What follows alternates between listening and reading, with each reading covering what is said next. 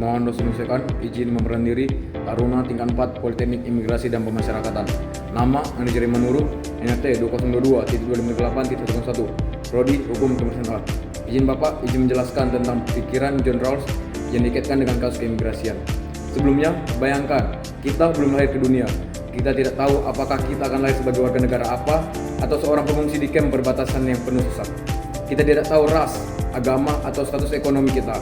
Dalam kondisi ini, yang disebut John Rawls, posisi asal atau original position, aturan hukum seperti apa yang akan Anda buat untuk mengatur imigrasi. John Rawls, filosofi politik paling berpengaruh abad ke-20, menawarkan alat bentuk bernama tirai ketidaktahuan atau veil of ignorance. Menurutnya, hukum yang adil adalah hukum yang kita pilih jika kita tidak tahu posisi kita sendiri di masyarakat. Jika kita menerapkan ini pada kasus isu keimigrasian, perspektif kita akan berubah total. Kita tidak akan membuat kebijakan berdasarkan ketakutan akan pendatang, melainkan berdasarkan perlindungan terhadap hak asasi manusia yang paling mendasar. Rawls memiliki dua prinsip utama. Mari kita hubungkan dengan kasus yang nyata. Yang pertama, prinsip kebebasan yang sama. Setiap orang berhak atas kebebasan dasar. Dalam konteks internasional, ini berarti hak untuk mencari keselamatan dari persekusi.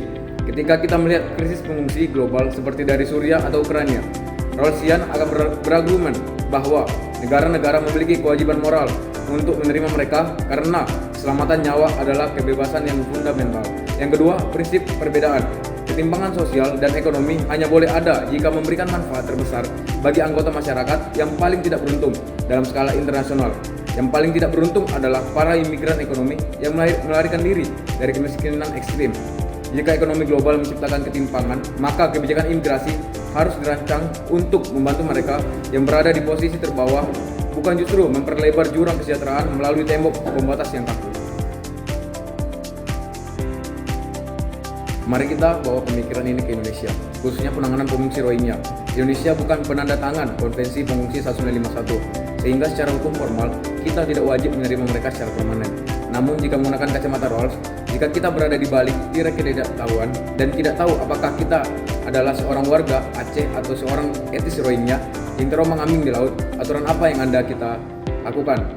Kita pasti menginginkan aturan yang menjamin hak hidup dan martabat manusia di atas segala prosedur administratif.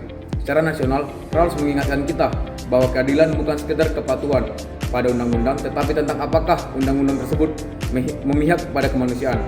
Penolakan atas dasar beban ekonomi harus diuji. Apakah penolakan tersebut benar-benar adil atau hanya upaya mempertahankan privilege kelahiran yang sebenarnya, yang merupakan keberuntungan semata.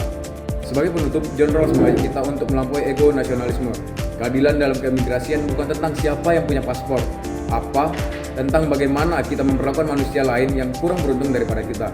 Saat kita menutup mata dan membayangkan diri kita bisa berada di posisi siapa aja, saat itulah keadilan yang sebenarnya dimulai.